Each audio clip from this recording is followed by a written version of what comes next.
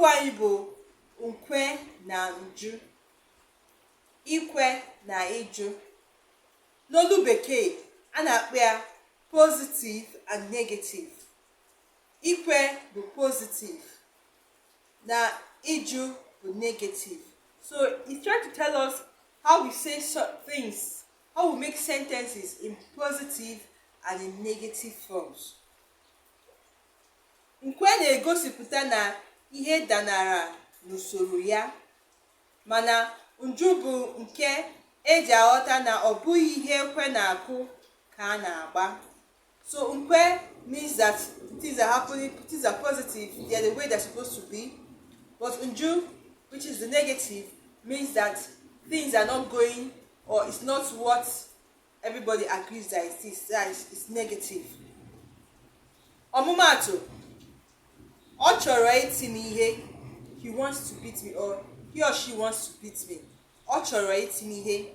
Nju ya, ọ chọghị iti m ihe, he or she doesn't want to beat me. So you have seen the difference.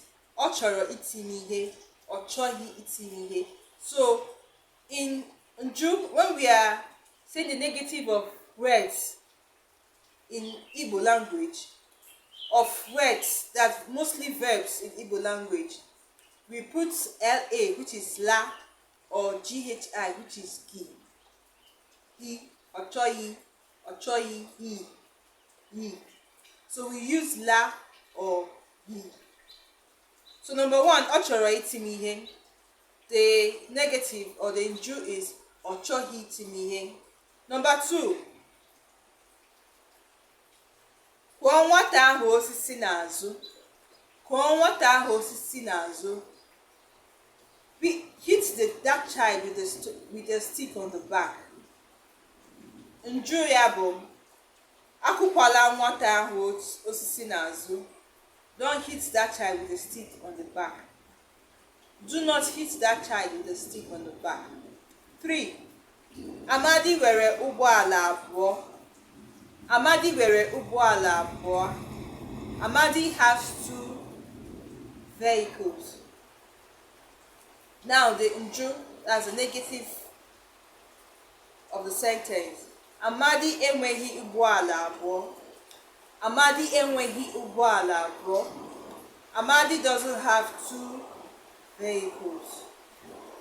Nke ịnọ, bụ akwa ntị ga-anụ. Bụ akwa ntị ga-anụ. Cry what? Cry so as somebody can hear you. The nju bụ ebela akwa ntị ga-anụ. Ebela akwa ntị ga-anụ. Number 5, chere m n'ụlọ ụka, ana m abịa.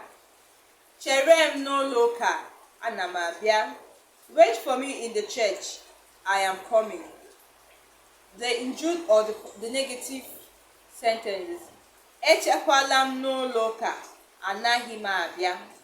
Echekwala m n'ụlọ ụka, anaghị m abịa. Don't wait for me in the church, I am not coming. Echekwala m n'ụlọ ụka, anaghị m abịa. Number 6, Uchenna ji ego bịa ebe a. Uchenna ji ego bịa ebe a. Uchenna came with money to this place. The nju or the negative sentence is Uchenna ejighị ego bịa ebe a. Uchenna didn't come with money to this place. Uchenna ejighị ego bịa ebe a. Number 7, nkịta ahụ atagbuchala mmadụ. Nkịta ahụ atagbuchala mmadụ. That dog almost ate somebody. Or that dog almost bit somebody. The negative or the nju. Nkịta ahụ atagbuchabeghị mmadụ. Nkịta ahụ atagbuchabeghị mmadụ. That dog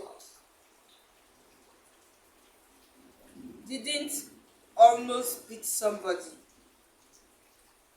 Number 8. Amaka kwere ka nwoke ahụ lụọ ya. Amaka kwere ka nwoke ahụ lụọ ya. Amaka agreed that that man married her. Amaka allowed that man to marry her. The negative, Amaka ekweghị ka nwoke ahụ lụọ ya. Amaka didn't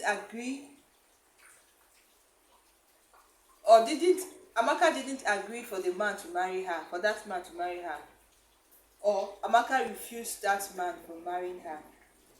Number 9. Ụsụ ahụ amaala ọnya. Ụsụ ahụ amaala ọnya. Ụsụ is a bat. That bat has been caught by a trap. Ụsụ ahụ amaala ọnya. And the negative of the sentence is ụsụ ahụ amaghị ọnya. Ụsụ ahụ amaghị ọnya. That bat was not caught by a trap. Number 10. Ṅụọ mmanya ahụ m dobere. Ṅụọ mmanya ahụ m dowara. Ṅụọ mmanya ahụ m dowara. Drink that wine that I kept. Drink that wine that I kept. Then the negative or the injure is aṅụkwala mmanya ahụ m dowara, or aṅụla mmanya ahụ m dowara. Don't drink that wine that I kept. So that is it for the Nkwe, the positive, and the injure, which is the negative of sentences in Igbo language. You can add yours. If someone tells you bieba, bieba means come here, and another person tells you abiakwala eba, it means don't come here. Zaundo, sweep the house. Azakwala ulo, don't sweep the house. Baakwa, cry. Ebekwala akwa, don't cry. Bieba, come here. Abiakwala eba, don't come here. Sefere, wash the plate. Asakwana efere, don't wash the plate. Gbaa ọsọ, run. Agbakwala ọsọ, don't run. Ikwe, do you agree? Ikwehi, don't you agree? Ikwe, do you agree? Ikwehi, don't you agree? Inwe, do you have? Inwehi, don't you have? Inwe, do you have? Inwehi, don't you have? Nwoke a nwere ego. This man has money. Nwoke enweghị ego. This man doesn't have money. So you can use la or he in your sentences to change it from becoming a positive sentence to a negative sentence. Daalụ no ndị nke m, ka ọ dị na mgbe ọzọ, ka emesịa, ka ọ dịbazịa.